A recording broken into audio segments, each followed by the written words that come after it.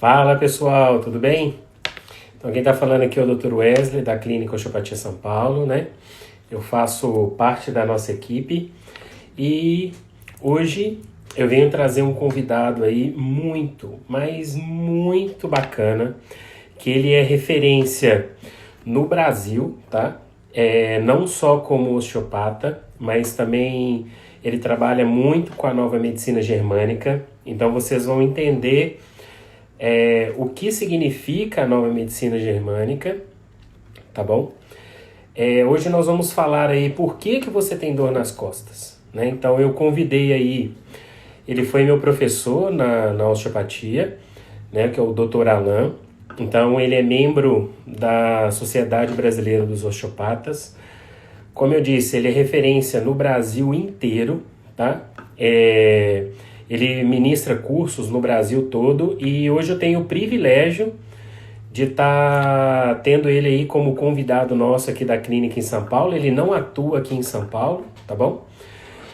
Mas aí vocês podem tirar todas as dúvidas de vocês aí hoje na nossa live e vocês vão ver que ele é extremamente intelectual. Ele consegue aplicar, falar para a gente de uma forma muito bacana, muito sutil, muito simples. Então, eu vou já trazer aqui o Dr. Alan para ele falar um pouquinho com a gente. Deixa o Alan entrar aqui, né? Então, o Alan está se conectando com a gente. E aí, Alan, Opa, tudo bem? tudo bem? Boa noite. Joia! Então, como eu estava Vou te falando ver. aqui para os nossos ouvintes aqui, professor, né? O Alan, ele foi meu professor na escola que eu estudei de osteopatia.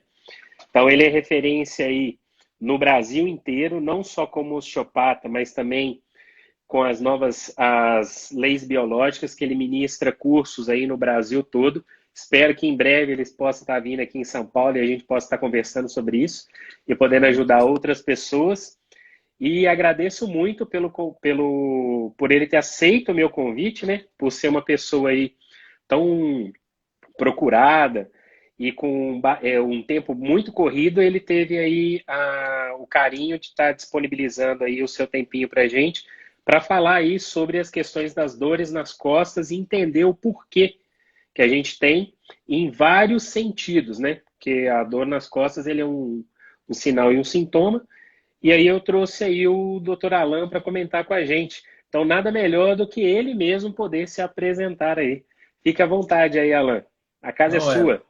Boa noite, obrigado pelo convite, viu, cara? Boa noite a todos. Bom, para mim é um prazer, né, falar sobre um assunto que a gente gosta, né? Falar do que a gente ama fazer, né? Que é compreender aí, olhar o paciente, as pessoas de uma outra forma, né? Entender um sintoma de um outro jeito. Enfim, bater um papo, levar conhecimento para as pessoas, esclarecer dúvidas, né? Falar um pouco da nossa filosofia, o jeito que a gente enxerga, né? Os sintomas, a doença, enfim. Estamos aqui para isso, para poder levar conhecimento para as pessoas, para os nossos alunos, colegas de profissão, né? Que estão aí nos assistindo e nos prestigiando. Então é isso. Obrigado mais uma vez pelo convite aí. Bacana. Então, Alan, vamos lá. Vamos comentar hoje por quê, né? Que é a palavra. Por que eu tenho dor nas costas? Uhum. Então, a gente vai falar aí hoje sobre. Eu queria que você falasse um pouquinho de algumas possibilidades que podem gerar dores nas costas, né? Para a gente começar a comentar esse bate-papo, que se deixar, a gente vai ficar a semana inteira aqui falando só de dor nas costas, porque tem assunto para falar só de coluna aí. Se for lombar, então, aí que a gente fica o mês todo. Sem E dúvida como o nenhuma. Instagram corta a Corta, gente né? só tem uma hora. Então, eu queria que você falasse aí algumas possibilidades que você encontra no seu consultório e a gente começar esse bate-papo aí. Sim. Então vamos lá. Bom, eu acho que a primeira coisa, né, Wesley, é a gente situar as pessoas dentro de um conceito filosófico, né? Como que a gente vê dor, né? Então eu separo, na verdade, assim, dor, principalmente na coluna, que é né, o objetivo desse nosso encontro, né? de duas formas. Então, e também separo as abordagens, os atendimentos de duas formas, né? Eu falo que existe a medicina, e quando eu falo de medicina, eu falo de todos os profissionais da área da saúde que seguem, né, as terapias voltadas para a doença. Então, eu falo que é a medicina centrada na doença. Então, Uhum. quando eu procuro um profissional que trabalha nessa linha, então ele fica focado no meu sintoma. Então, vamos supor o seguinte, que a gente vê muito isso daí. A pessoa tem uma dor na lombar. Então, ela vai e procura um profissional para fazer um diagnóstico dessa dor dela. Então, ele vai lá, faz um diagnóstico clínico ou pede exames de imagem, mas tudo voltado para a coluna lombar. Então, faz um raio-x, faz uma ressonância, enfim, né? E a pessoa sai dali ou com algum diagnóstico ou sem diagnóstico nenhum, porém com um sintoma, ok? E muitas vezes ela vai procurar um outro profissional para ou cuidar dela, ou ela já recebe ali alguns recursos de intervenção, que normalmente seriam as drogas, né? Então, quando eu analiso esse modelo, eu falo exatamente isso, que é um modelo voltado para o sintoma, para a doença. Então, eu preciso acabar com esse sintoma, né? Então, eu acho esse modelo muito eficaz quando nós temos dores de ordem traumática. Então, o que seria a dor de ordem traumática? É quando a causa e o sintoma eles estão no mesmo lugar.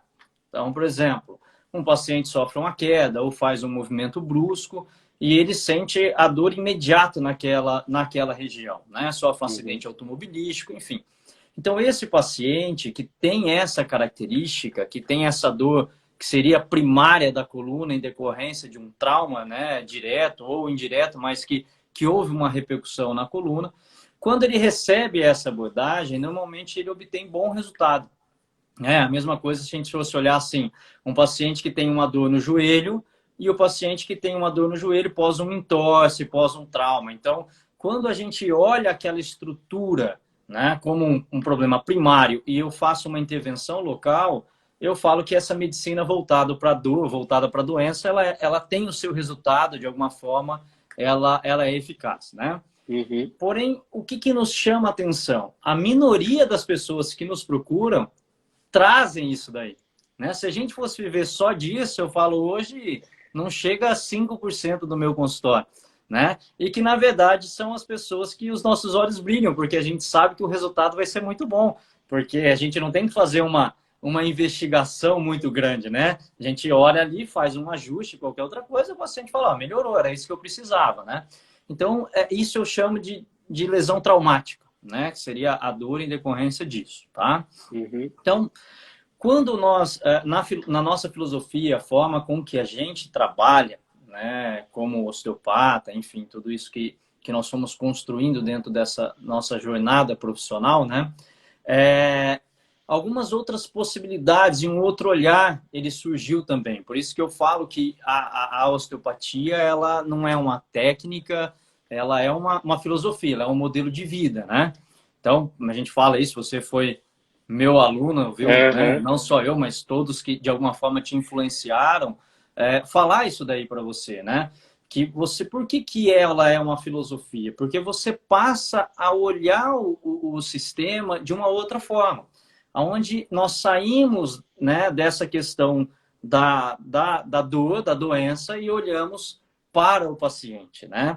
Então, eu até gosto muito de uma frase de Hipócrates, que eu falo muito isso nas lives, nos cursos, que é o pai da medicina, onde ele diz que mais vale conhecer o doente do que a doença que tem aquela pessoa, né? Então, é muito mais importante você conhecer a pessoa do que a própria doença dela.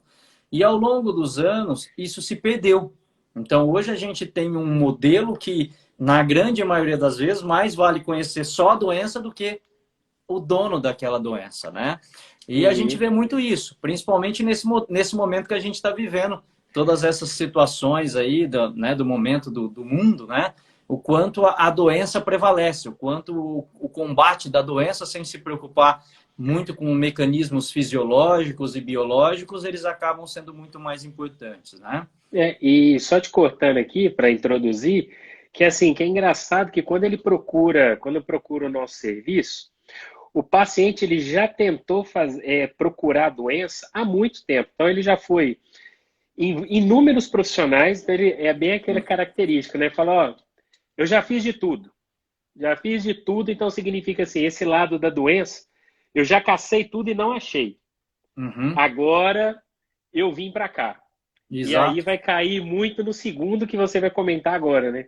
Sim, quantos falam? Você é minha última esperança, né? Aquela coisa joga o peso todo nas nossas costas, né? Se você não Mas fizer nada, é cirurgia para mim, porque eu não quero é ir para isso aí. cirurgia, mas um amigo meu veio aqui e falou, ó, passa com ele, porque é a única, a última solução minha ainda. Sim, é isso aí. Então, por que que isso acontece, né, Wesley? Porque imagine o seguinte, né? Se a gente está falando de dor, né? Então, dor não é uma doença, dor é um sinal, é um sintoma, é uma sensação, eu falo, né? Então, o, o sinalizador é a dor. Então, se eu tenho dor, o primeiro critério que eu tenho que entender, a primeira coisa importante, ou qualquer outro sintoma que eu tenho, é o corpo tentando me mostrar algo, né? Seja ele já exteriorizando alguma coisa, seja ele colocando já um sofrimento nele, eu não sei, mas alguma coisa ele está te contando. Então, são sinais, né? Então, quando a pessoa identifica esse sinal, ela vai em busca de alguma resposta. Por que que o meu corpo está sinalizando isso? Por que que o meu corpo está dando esse sintoma? E muitas vezes aquele sintoma é caracterizado como doença. Então, o sintoma é dor lombar e o diagnóstico possa ser lombalgia. Lombalgia só quer dizer que é dor lombar, ponto, né? E aí essa pessoa que está com essa sensação, ela vai buscar um recurso para silenciar isso daí. Então ela vai lá e, por exemplo, ela toma um medicamento e a dor dela vai embora. Porque existe o resultado, ninguém está dizendo que não há eficácia, né? E ela se sente melhor. Porém, ela simplesmente silenciou o sinalizador. Ela sai ou continua a sua vida, a mesma dinâmica de vida, porém agora sem Uhum. dor. Ok, então imaginemos que essa pessoa foi o primeiro quadro que ela teve de dor na vida, né? Que é o que a gente vê muito.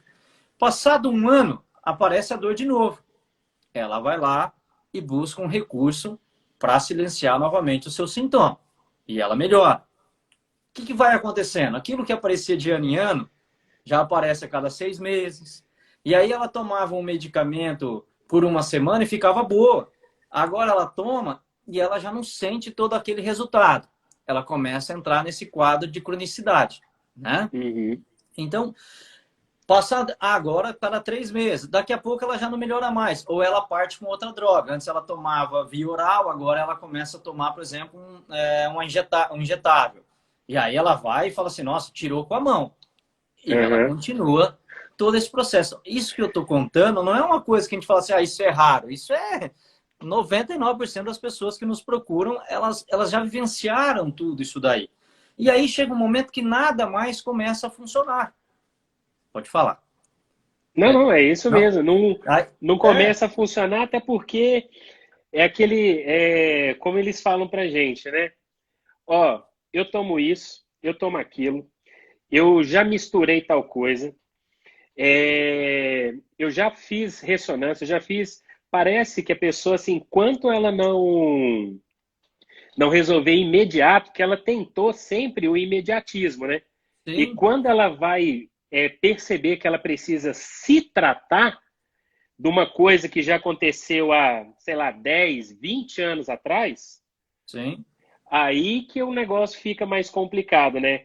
E aí, na hora que ela enxerga que ela precisa melhorar, é aí que pode ser que ela fique com o pé atrás e fale assim, eita, será? Exato. E aí, quando o paciente chega, nós temos duas possibilidades. O seu organismo ainda é capaz de modificar o padrão, né? O que gerou. Se ele for capaz, você tem grande chance de obter resultado. Mas muitos já chegam num estado que o organismo já não consegue mais, em decorrência, né, da quantidade de intervenções e interferências que ele sofreu ao longo da vida. Então, é muito importante que a gente consiga entender que não há problema, eu não sou contrário, nunca sou contrário em você silenciar um sintoma. Porque o sintoma, vamos falar, o sintoma dói, é desconfortável, né? Enfim, Incomoda, né? incomoda, né? A pessoa não se sente bem, dor é um parâmetro que é ruim. Porém, se você silenciar o sintoma e depois entender que você precisa buscar algo para para poder ajustar a origem do seu problema, aí sim as duas coisas casam muito bem. Porém, para que isso aconteça, e por isso o objetivo dessas lives, desses encontros, que a gente crie uma nova perspectiva, um outro olhar, uma nova consciência nas pessoas, né? Porque o que falta é isso, né? Muitas vezes a ignorância mesmo, né? Se a gente não tivesse tido a oportunidade de beber água dessas fontes, nós também estaríamos diante daquela ignorância, porque é um modelo que já foi colocado, está embutido, né? Na biologia a gente fala, já é um arquivo, né? E quando a gente passa por algo, a gente busca esses arquivos, é a nossa referência, né? Então, justamente, a gente vai tentando construir esse mundo de possibilidades para que a pessoa possa, né, poder desfrutar de tudo isso aí no momento em que ela tem um sintoma. Quem vai passar uma vida sem ter dor na coluna? Né? Isso é quase impossível. Surgiu agora um estudo que mostrou que durante a quarentena, 41% dos casos de pessoas passaram a ter dor na coluna. Casos de pessoas que nunca tinham tido dor. Então, não é aquela pessoa que já sofre com dor, que só intensificou. Não, 41% de novos casos, pessoas que não tinham dor nenhuma. Por que isso está acontecendo? E acho que isso é importante para a gente começar a falar, você entendeu? E tem até estudo que fala que 85% da população do mundo, se não teve dor lombar, um dia na vida vai ter. A gente até brinca, né? Ou você teve, ou está tendo, ou ainda vai ter, né? Então é quase que inevitável, né?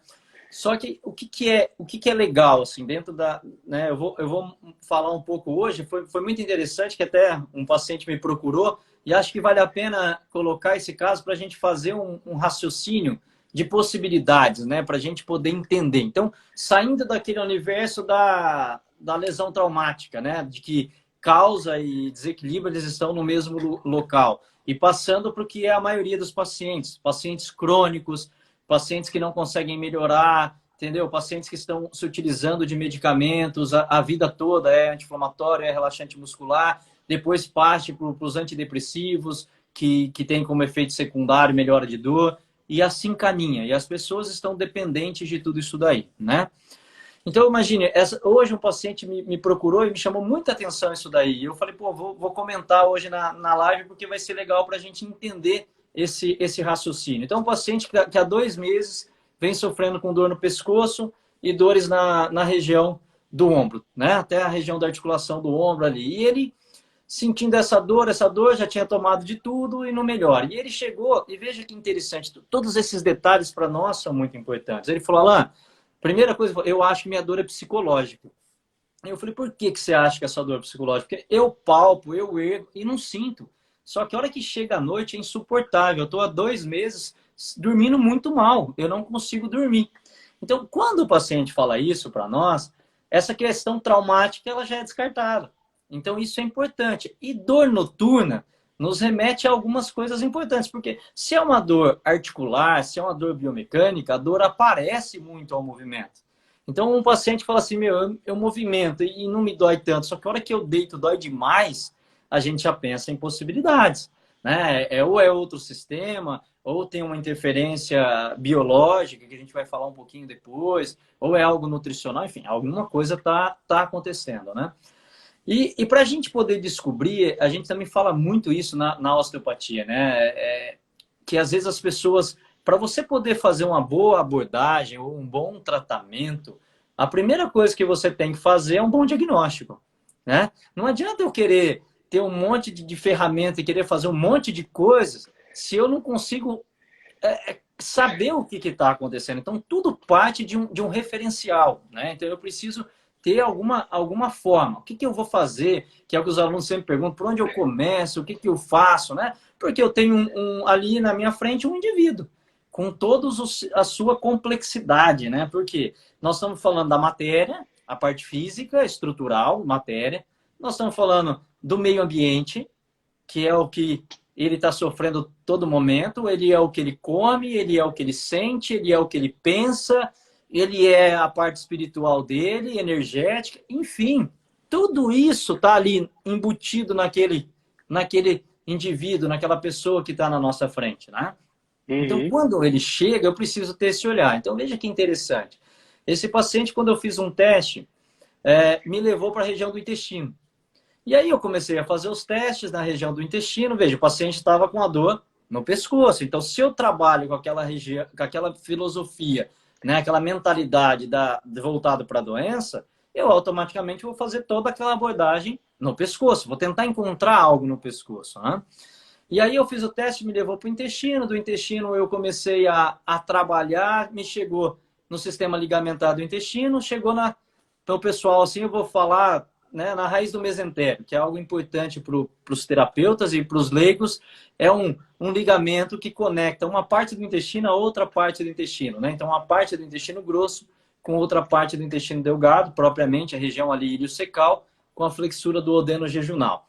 Então, para o osteopata, o que é importante dentro desse olhar, né? O osteopata ele se baseia muito em duas coisas: relações anatômicas e relações neurológicas, neurais, né? Que a gente fala, as relações metaméricas. E assim nós vamos tentando enxergar esse universo. Uhum. Só que quando eu chego nisso, e eu chego, por exemplo, na flexura do odeno jejunal, ali eu já tive uma relação, por exemplo, de uma tensão com o diafragma. E existe um ligamento, por exemplo, o ligamento de Treitz, que conecta a flexura do odeno jejunal com o diafragma. Então, quando eu chego no diafragma, aí meu universo ele já abre. E assim nós começamos a pensar aonde o diafragma está preso, com quem ele se relaciona. Então, por exemplo, parte do diafragma está preso na coluna lombar. Então, um paciente, só por isso daí, ele já poderia ter dor na coluna lombar. Pensando em intestino, grande parte da face intestinal está conectado na região lombar. Então, olha, então a gente começa imaginando. Aí eu penso num diafragma, eu posso analisar, por exemplo, uma tensão facial do diafragma que vai se conectar com a fáscia do pescoço, que envolve todos os músculos da cervical. Eu tenho uma relação que, no caso desse paciente, era via frênico, que é o nervo que inerva o diafragma, porém ele sai da coluna cervical. E as raízes da coluna cervical que formam o frênico também inervam toda essa faixa que ele tinha dor.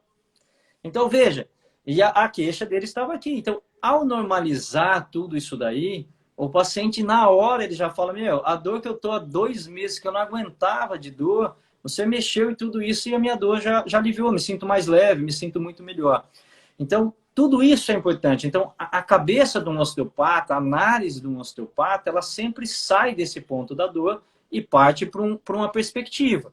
E aí, vamos mais além. Se eu chego no intestino, eu tenho que me perguntar agora, né? Da onde vem? Não basta só corrigir. Porque se eu tenho um intestino, ele está sofrendo por quê? Né? Pode ser compressão, alimentação, lesões metaméricas, né? Alguma questão do próprio ilíaco, né? Que o intestino é fixado nos ilíacos. Entende? Então, assim, eu sinto que é o intestino, mas aí eu vou me perguntar ainda. Então, se eu estou, por exemplo, 41% das pessoas de estatística agora na quarentena tiveram dor. Então, isso não basta. Eu tenho que entender o mecanismo do que está acontecendo. Então, quando eu chego nisso, no caso desse paciente, era uma questão muito alimentar. Ele falou: piorei muito minha alimentação. Quantas pessoas não pioraram a alimentação na quarentena? Ele falou: meu consumo de farinha aumentou muito. Farinha, né, o trigo, né, por causa do glúten, é muito inflamatório para o intestino. Então, veja, a alimentação dele, que estava interferindo no intestino, não estava gerando dor nele no intestino.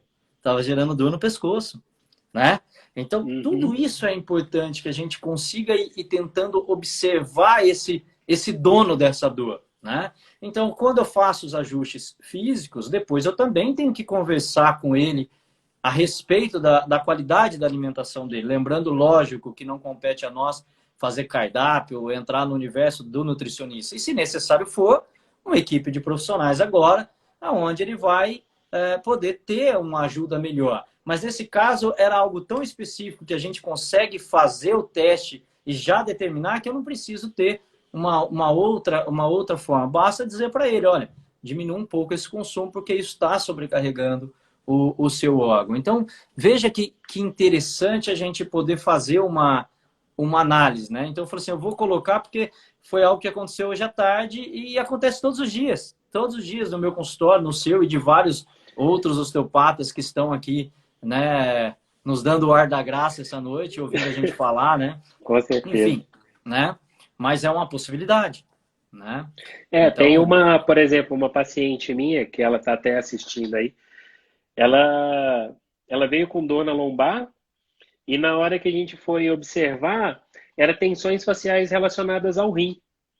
E tem estudos que comprovam que pegaram pacientes com dor lombar inespecíficas e mostraram a questão no ultrassom para saber se esse rim movimentava numa inspiração forçada e numa expiração forçada.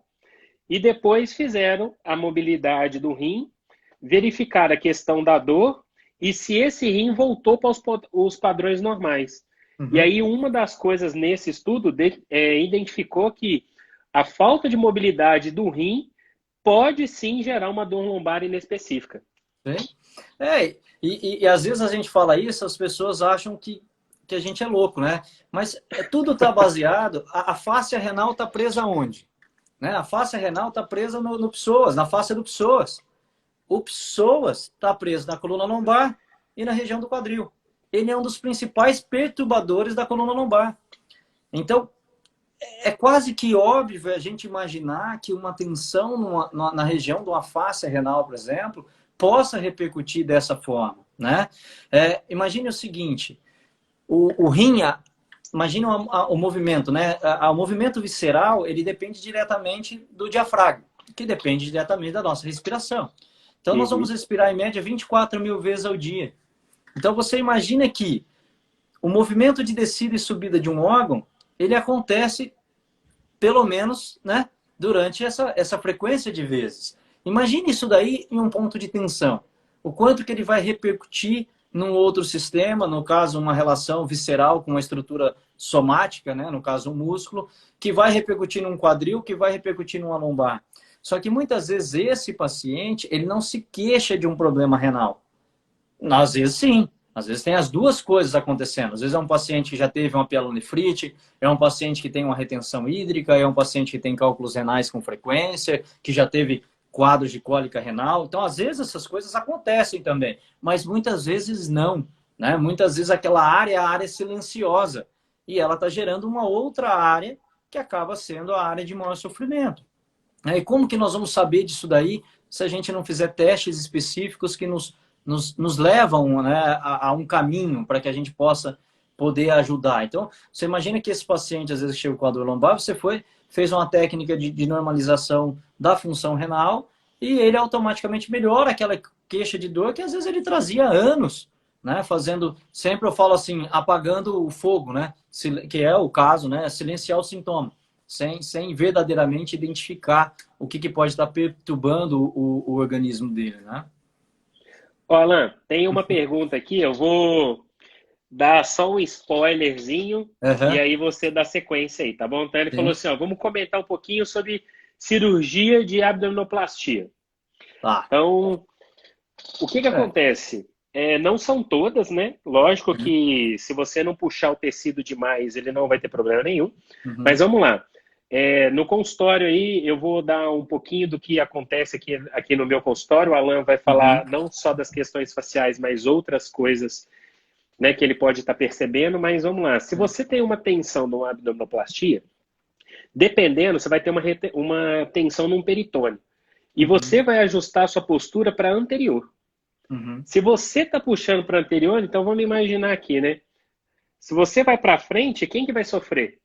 As costas.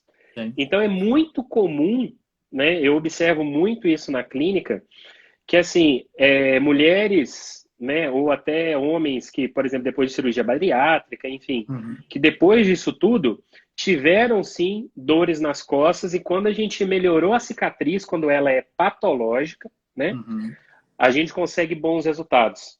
E queria que você comentasse um pouquinho disso aí também, Ana.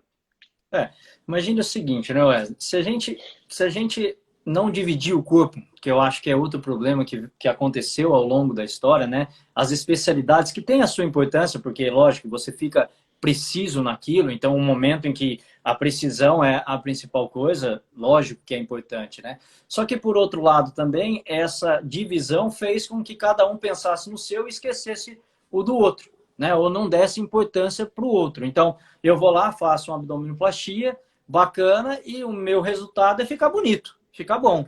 Porém, eu esqueço da função, né? Que eu cortei, que muitas vezes pode ter um sangramento, que uma cicatriz ela pode ser patológica ou não, mas pode ser, enfim, né? Então, eu tenho depois a posição da recuperação, que normalmente as pessoas vão ficar curvadas. E existe uma regra do corpo que a gente fala assim, ó, se eu tenho uma lesão, o corpo nunca vai contrário a essa lesão. Ele sempre vai a favor da lesão. Então, se eu tenho que cicatrizar, ele não vai fazer isso aqui. Ele vai fazer isso aqui. Então, a tendência é a gente fala assim, é como se ele abraçasse aquela área, né? Então, o corpo, até existe um ditado, né? O corpo abraça a lesão, né?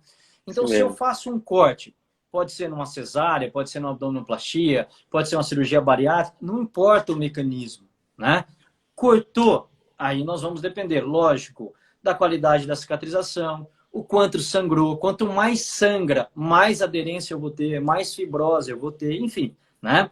Então, vai depender deste processo. Mas vamos supor que ficou uma restrição. Então, uma vez que eu corto um tecido facial, uma vez que eu corto um peritônio, uma vez que eu corto um ligamento visceral, enfim, tá? Isso serve para qualquer coisa. Ali eu crio um ponto de tensão. E esse ponto de tensão, ele gera muitas vezes forças anormais, sejam de atração, num primeiro momento, que pode acontecer naquela área, mas ele pode gerar outras forças à distância, né? Então, como a gente fala, se eu puxo aqui a minha camisa, aí eu crio várias linhas de tensão, né? Então, eu vou assumir alterações posicionais. E, normalmente, as estruturas mais móveis acabam indo com mais facilidade, né? Na direção daquele desequilíbrio, né? Então, se eu digo que todo o sistema facial, por exemplo, do abdômen, ele está conectado com o sistema visceral e está conectado com o sistema músculo-esquelético, o sistema estrutural da coluna lombar, pensando só no local. Eu nem vou, né, mais para cima, porque aí nós vamos chegar sempre numa repercussão generalizada, né? Então, se aquela pessoa, ela cria um ponto de tensão, aquela área de tensão, ela tende a ser menos funcional. Consequentemente, o corpo ele tem uma regra. O corpo nunca para, isso é importante. O corpo ele vai tentando achar mecanismos para se manter. Então, ele já ajusta para cá, puxa para lá e ele vai seguindo a vida, né? E isso vai gerando zonas de sobrecarga. Então, você imagina o seguinte, se eu crio um ponto de tensão no meu abdômen, automaticamente o meu corpo vai ser arrastado para frente, né? Se eu arrasto o meu corpo para frente, eu mudo todo o meu centro de gravidade corporal. Se eu mudo o centro de gravidade, eu mudo automaticamente as funções da coluna. Então, a área da coluna que foi feita para suportar peso, normalmente ela começa a fazer movimento. E estruturas que foram feitas para fazer movimento começam a suportar carga. Aí eu começo a inverter uma regra de funcionamento biomecânico da coluna. Isso a longo prazo começa a gerar dor, começa a gerar degeneração, pode formar uma hernia de disco, um bico de papagaio, uma artrose, enfim, ou simplesmente uma dor, né? Só que a maioria dos profissionais não associam essa dor com o desequilíbrio. Eu vou te dar um exemplo que foi muito legal que me aconteceu recentemente. Uma paciente minha descobriu um tumor no pâncreas. Ela fez uma cirurgia de retirada do tumor e também teve que tirar parte do intestino, tá? 15 dias depois ela estava com uma dor insuportável na torácica, ok? E ela não conhecia a osteopatia. Ela foi no médico dela com a dor. A cirurgia está sido ótima, mas ela falou, doutor, é muita dor na minha coluna. Ele falou, isso é normal. Muitos pacientes têm. Uma hora vai passar. E aí ela conversando com uma colega, ela falou assim, não, vai no Alain. Vai lá porque alguma... Quando eu fiz as correções, com uma única correção, ela falou assim, mas nunca mais eu tive dor. Então não é normal. A gente precisa entender, não é normal. Agora, por que um paciente passa a ter dor na torácica? Quem que inerva o pâncreas? É a coluna torácica. Grande parte da inervação do pâncreas vem da torácica. Então, se eu altero isso daí, se eu crio um ponto de tensão, o meu corpo vai repercutir em uma outra área, gerando uma irritabilidade que a gente chama de facilitação, né? Uma facilitação neural, uma facilitação vascular, enfim, eu começo a despertar áreas de irritabilidade. Então, é muito comum isso daí acontecer. E eu falo para os pacientes, não é uma coisa que depois não dá para ser corrigida. Então, não é o fim do mundo. Porém, você precisa casar. É por isso que eu falo assim, enquanto os diferentes mundos não se tornarem uma única coisa, porque eu falo assim, hoje a gente tem muitas medicinas, eu digo, devia ter uma só medicina, né? Que é a medicina voltada para a necessidade do paciente. E aí, cada um com a sua ferramenta se junta lá e não tem um mais ou menos importante. Que nem esse médico era importante, ele tinha que tirar o tumor do pâncreas, ele não podia fazer nada. Só que depois a gente tem um monte de coisa que ele não tem. Então, se a gente conseguir mostrar isso daí, pessoas que estão sofrendo ou que vão desenvolver outras doenças amanhã poderiam ter benefícios incríveis, né? Não precisariam estar sofrendo desse jeito, né? Então, Ó, a Mônica, por exemplo, ela está falando aqui que ela retirou o útero e alguns anos depois ela retirou as trompas, devido a uma hitrossalpinge. sim. E sente dores. E parece que ela perdeu força no abdômen. Isso pode estar gerando, forçando a coluna.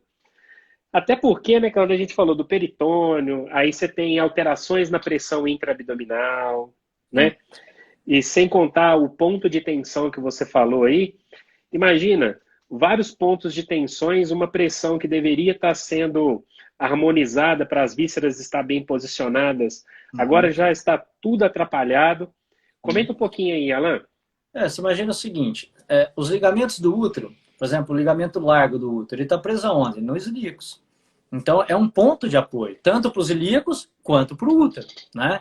Eu tenho os ligamentos útero-ovarianos, eu tenho os ligamentos da trompa. Então, tudo isso daí tem uma relação facial com a região lombo-sacral.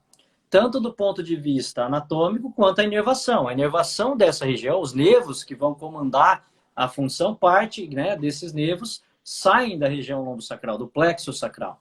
Então, quando eu faço uma cirurgia, por melhor que seja a cirurgia, eu vou alterar isso daí. Se eu mexo, por exemplo, no sistema pélvico, automaticamente eu vou repercutir no diafragma respiratório. Isso é quase que regra, porque eu mudo a pressão da cavidade pélvica.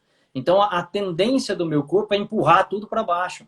Então, eu vou modificar as pressões da cavidade abdominal, e aí eu começo a repercutir em todas as pressões, enfim, né, a relação dos diafragmas, né, dos pontos de tensão. Então, toda aquela musculatura do períneo pode começar a sofrer.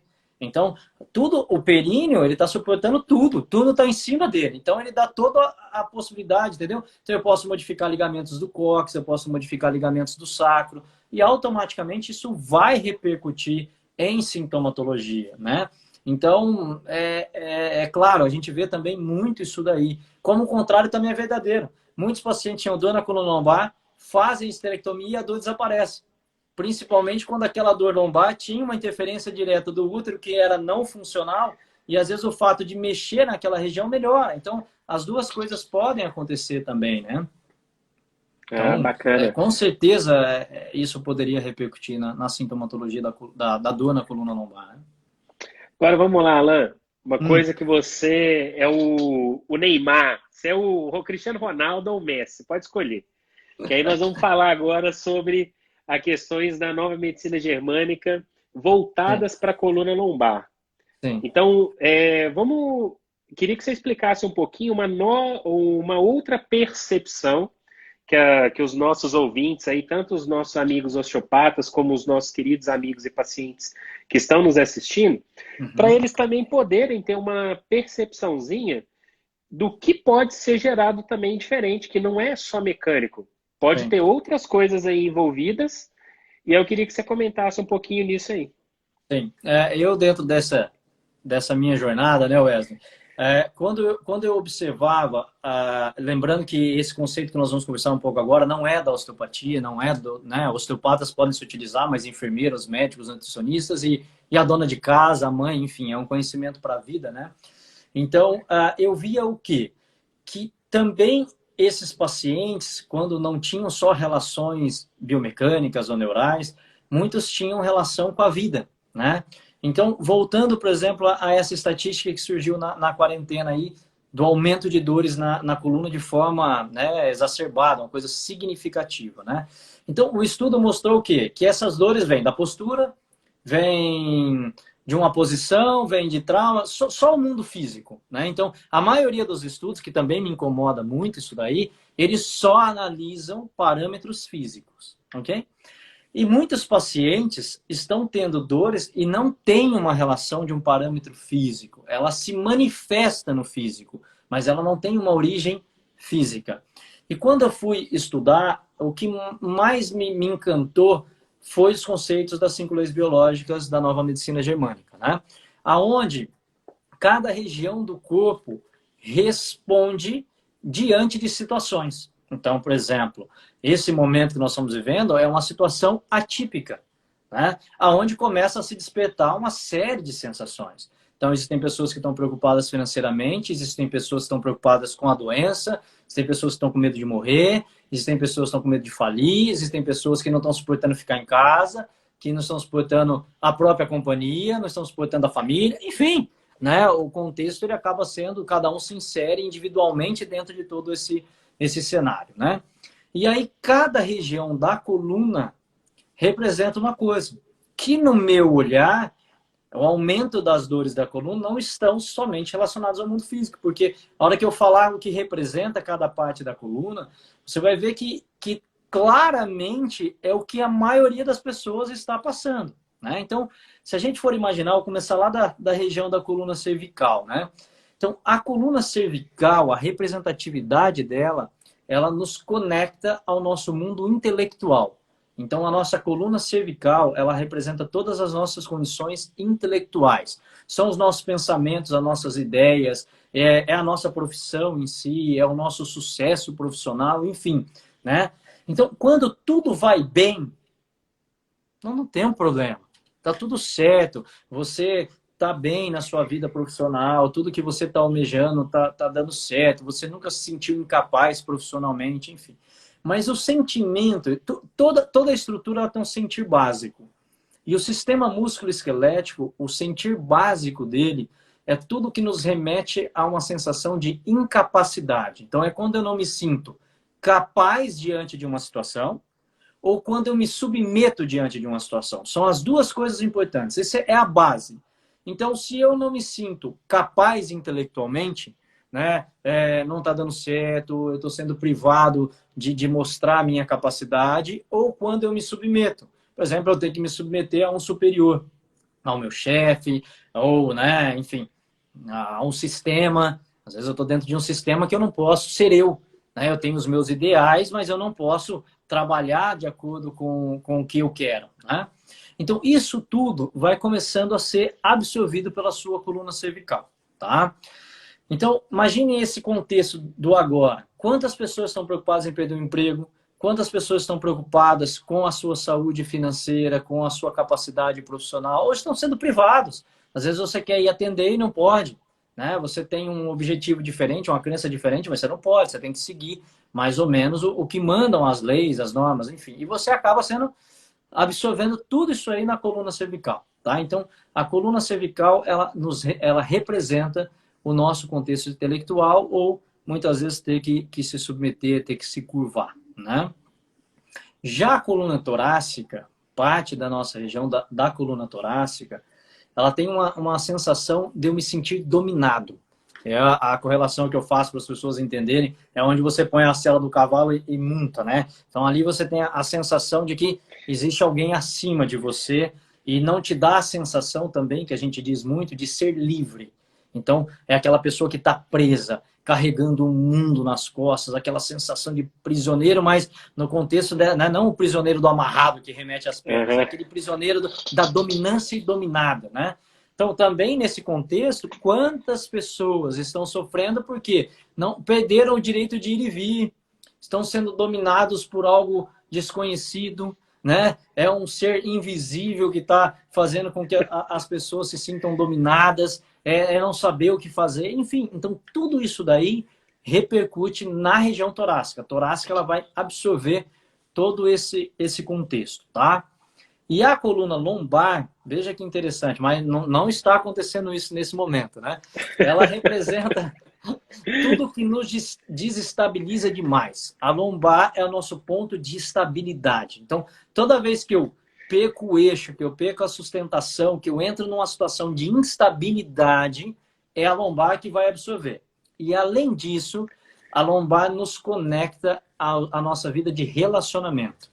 é a nossa vida sexual, é a nossa vida com o parceiro, é o quanto a gente se sente apoiado pelo nosso parceiro, então isso daí repercute diretamente na lombar. Também a minha figura como pai ou mãe representa a coluna lombar. Então você imagina, hoje eu vejo aqui em casa, eu estou sendo pai, eu estou sendo professor, né? Eu estou tendo que alfabetizar meu filho, eu e minha esposa. Então, enfim, aí somado a isso, você paga a escola, mas ele não vai para a escola. Então, começa a ter uma série de coisas, cara. Então, as pessoas estão tendo experiências que talvez nunca haviam tido na vida, né? A experiência de estar conectado consigo próprio, de não poder estar junto com os outros, aquelas pessoas que tinham as válvulas de escape dela, que era o boteco, a academia, enfim, agora Caso do amigo. fechou e ela tem que viver dentro de casa, ela está tendo que viver com os filhos, ela está tendo que viver com a esposa ou com o esposo. Então, esse cenário todo, ele atinge um nível que ele transita do corpo físico, que é a relação da psique. A psique é o que eu sinto. E toda vez que eu sinto algo, Wesley, eu aciono uma área do cérebro. E o cérebro começa a disparar para aquela área do corpo que condiz, que tem relação direta com o que foi sentido. Por exemplo, um problema intelectual vai para a cervical, não vai para a lombar. Né? A não ser que você seja sócio da sua esposa. E aí isso começa a interferir também no relacionamento. Aí você tem dor no pescoço e dor na lombar numa única pancada. Eu falo assim, né? Já pega os dois numa única cena, né? Ganhou Então, o combo. né? Já vem um, não é verdade? E aí, então, e aí é a sua esposa que ainda manda na empresa, e aí você se sente dominado por ela, aí dói a coluna inteira. A pessoa fala assim, cara, me dói da cabeça aos pés, né? Então, tudo isso daí, a gente entende que o cérebro agora que recebe essas informações, ele começa a ordenar respostas que nós chamamos de respostas biológicas para áreas específicas do corpo. E aí, músculos, ligamentos, articulações começam a sofrer, gerando processos de dor, tensão, inflamação, instabilidade, enfim, uma série de coisas. Então, conversando com as pessoas, analisando a nossa própria vida, porque não é porque a gente tem o conhecimento que a gente não sente, né? A gente também tem as preocupações, também tem os problemas e tem que tentar lidar. Mas existe uma diferença, nós somos mais conscientes. E quanto mais consciente você é, mais chance você tem de fazer melhores escolhas, mais chance você tem de pisar no freio, de assumir o controle, de acalmar o seu interior, enfim, né? Então isso nos dá uma certa vantagem em relação às pessoas que não têm, talvez, o conhecimento para poder lidar com o processo nesse momento, né? Então isso a gente chama que são as relações psicobiológicas. É como, de alguma forma, a psique, o sentir, desencadeia no nosso corpo sintomatologia. Então, veja, esse paciente agora, não adianta só eu ficar trabalhando o corpo físico dele. Ele pode até sentir um certo alívio. Só que a hora que ele volta para o ambiente dele, desperta todo esse processo. Então, nesse contexto, eu desenvolvi alguns mecanismos para poder atuar também nesse nível da psique, né? Para tentar dar um sentido diferente, mostrar uma outra possibilidade, fazer com que a pessoa possa se conectar também com o meio ambiente dela de uma outra forma, né? E isso também gera uma acomodação para o organismo, um alívio para o corpo, né? Então isso é importante. E uma das coisas que eu estou observando ultimamente é que as pessoas elas estão mais abertas para receber esse tipo de informação, né? Pelo menos aqui no que eu falo nas minhas relações, tanto pessoais como nos meus pacientes, comparado a antes, parece que essas pessoas elas estão mais abertas para saber que existe algo além do físico, né?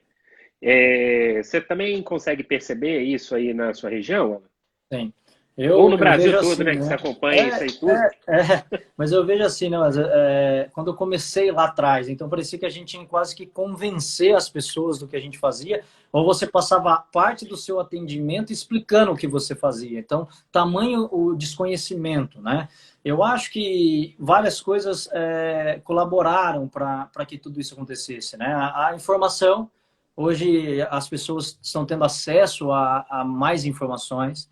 E também a insatisfação. Eu acho que as pessoas estão insatisfeitas, né, com o modelo que elas tinham. Eu acho que muitas pessoas que antes falavam assim, você era a minha última opção, hoje você passa a ser a primeira opção dela. Então isso é interessante, você vê que inverteu o papel, que é aquilo, eu vou lá no Dr. Wesley agora, porque se ele não melhorar, me ajudar, aí eu vou procurar outra coisa, porque aí a coisa realmente precisa de uma outra abordagem, né? Então, assim, eu acho que tudo isso daí vem acontecendo por uma série de coisas. Nunca se falou tanto de importância de alimentação, nunca se falou tanto dessas questões psíquicas, biológicas, enfim, né? Então, eu acho que tudo isso daí faz com que as pessoas, em algum momento, tenham tido alguma oportunidade de ouvir algo e no momento em que elas estão com alguma dor, isso vem na cabeça delas, né? E aquele modelo que elas tinham fortemente enraizado, talvez ele está deixando de ser o modelo mais forte dentro das crenças delas, né?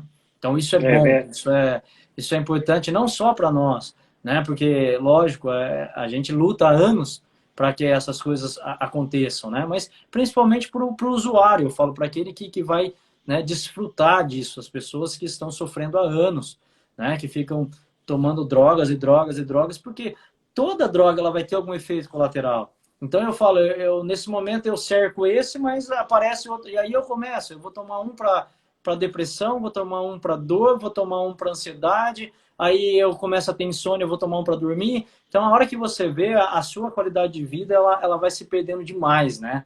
E aí chega uma hora que o sistema não suporta mais isso daí, né? Então, até porque antes, aquela caixinha de comprimidos, era só a avó que tomava, né? Sim. Hoje você vê pessoas com muito menos idade com um estoque de remédio dentro de casa. Tipo assim, olha, eu não consigo ficar sem esse estoque. E antigamente, isso era só minha avó que tinha. A gente diziam não que era tinha doença de velho, né? Agora a gente começa a perceber... A quantidade de crianças que nós recebemos com dores crônicas, com problemas crônicos, sejam eles aí quaisquer, né? É muito. Então a gente não vê mais aquilo ali. Você, de vários aspectos, físicos, comportamentais, tudo aquilo a gente achava que você ia ter um monte de problema na vida e com 40 anos de idade, 50, você talvez fosse tomar um antidepressivo. Hoje tem criança com 4, 5 anos. Câncer que você não ouvia falar, o câncer infantil aumentou 80%. Então, se a gente não olhar para as nossas escolhas, para os nossos comportamentos, para o nosso meio ambiente, e a gente continuar olhando só para a doença, isso vai continuar crescendo de forma abrupta, de forma brutal, e nós não vamos ter recursos. Porque o recurso é o que eu falo para um paciente. Você tive um câncer, eu vou usar uma quimioterapia. Ele pode até acabar com o seu câncer, mas ele não te condicionou a ser uma outra pessoa, a ter novos hábitos. E ou você vai ter recidiva do mesmo câncer, ou você vai ter outro em outro lugar, que é o que mais a gente vê. Chega uma hora que você morre também. Então, as pessoas precisam, eu falo assim, o paciente, ele tem que deixar, isso é uma coisa que eu falo muito dos meus pacientes, ele tem que deixar de ser passivo. E ele tem que passar a ser ativo. Pessoas que querem se curar precisam ser ativas. Por que ela tem que ser ativa? Porque ela tem que participar do processo. Porque ela também participou da causa, da origem. Né? Ela não é vítima do processo. Não foi, eu tive isso, mas eu sou uma pessoa maravilhosa. Eu nunca deveria desenvolver isso. Deveria sim. Porque você fez escolhas, você teve... Enfim, uma série de coisas. Então, a doença, igual um dia eu vi um estudo publicado que o câncer era fruto do azar. Não podemos imaginar isso daí. A doença não é fruto do azar. Né? Para todas existem explicações, sim. Mas se você ficar com essa sensação de que é azar, você vai continuar na passividade, vai morrer por causa da sua passividade. Então, isso é para uma dor, para qualquer outra coisa. Então, quando a pessoa chega e fala assim, cuida de mim, eu já falo, o equívoco já está aí. Né? Porque, quer dizer, você é responsável, eu não. Então, se você tem que me salvar, eu não posso fazer nada por isso. Então, também criar um novo nível de consciência para as pessoas, de que elas precisam cooperar e que nós temos instrumentos e somos, né, temos ferramentas para que tudo isso possa acontecer, mas que é fundamental as escolhas dela. Enfim, escolhas, eu falo assim, são alimentos tóxicos, são sentimentos tóxicos, são pessoas tóxicas que você convive, enfim. E que quando você está diante de uma doença talvez severa, aí você quer se livrar de tudo isso. Então já comece se livrando antes, para que você tenha mais chance, né, de poder não desenvolver, ou quando você desenvolver, você tem mais chance de sair do processo, né? É verdade, até porque quando eles vão procurar terapeutas holísticos, assim, uma das primeiras coisas que a gente fala, né, já na anamnese, assim, é, olha, você quer tratar de verdade? Porque se você quiser tratar de verdade, é com você. Eu Sim, sou 5% do que você está é, querendo. Se você não participar do processo, a gente não vai conseguir chegar na excelência que você sim, deseja, né? sim. E isso é importante. Então, às vezes as pessoas falam assim, eu tenho que ter fé no tratamento. Não, você não tem que ter fé no tratamento. Você tem que ter fé em você, nas suas possibilidades, no que você acredita, nas suas escolhas, enfim. Né? Você tem a parte fisiológica, então você tem tudo isso daí. Mas é um conjunto de coisas. É o conjunto das sensações, é o conjunto das escolhas, é o conjunto da mudança de comportamento, enfim. Então, você não está condenado a desenvolver uma doença porque seu pai e sua mãe tinham. Se você, lógico, fizer as mesmas coisas, você vai ter a mesma doença, mas enfim, você tem muitas chances, só que você tem que fazer melhores escolhas. Isso é fato, né? Eu falo assim, na minha concepção, ao longo dos anos, de tudo que. Não existe cura sem mudança. Isso é uma coisa que ninguém conseguiu mudar isso daí na minha cabeça ainda. Não existe E cura é sem uma palavra mudança. muito Né? pesada, não é que é pesada, mas Não, ela a é. pessoa ela não gosta de Não ouvir, né? Ó, gosta. você vai ter que mudar. Puta, Não é tipo assim, gosta. meu, Porque ferrou, a agora mudança, acabou. ela traz responsabilidade, né, Wesley? E as pessoas não foram treinadas a ser responsáveis. Até porque a indústria da doença, ela não treinou isso daí. Ela quis dar fórmulas mágicas, né? Ah, não, continua igual e eu te dou isso aqui e sua glicemia baixa. Beleza, beleza. Ó, tá com a pressão, ó, toma isso aqui com a pressão abaixa. Então, aí abaixa, a pessoa se sente confortável, ela acha até que ela tá curada. Né? E, na verdade, isso é uma ignorância. Não é porque você abaixou a pressão tomando um remédio que você está curado. Né? Você estaria curado se você não tivesse tomado nada, mudasse o comportamento, as suas atitudes, enfim, os seus hábitos e a pressão abaixasse. Aí sim, porque aí você assumiu uma nova fisiologia, um novo, né? E o seu corpo restabeleceu a função. E aí sim, se ele funciona bem, automaticamente o sintoma pode ir embora. Mas se ele continua funcionando mal, o sintoma não vai embora, né? Então, é por isso que tem que ser uma nova perspectiva, um novo olhar, uma nova consciência, né? E acho que esse é o nosso papel. Não só tratar pessoas, mas também condicionar pessoas ao novo, né? Levar novas possibilidades, novas perspectivas, conhecimento, né? Acho isso Não, importante. bacana, até porque o que você comentou do câncer e de voltar, o Instituto OCB está falando que ocorre como nas cirurgias, né? Cirurgia bariátrica, a pessoa perde peso, mas não quer mudar os hábitos, né? Não quer alimentar direito, Sim, não quer fazer atividade física e acha que aquilo ali resolveu, pum, exato. volta a engordar tudo de novo, né?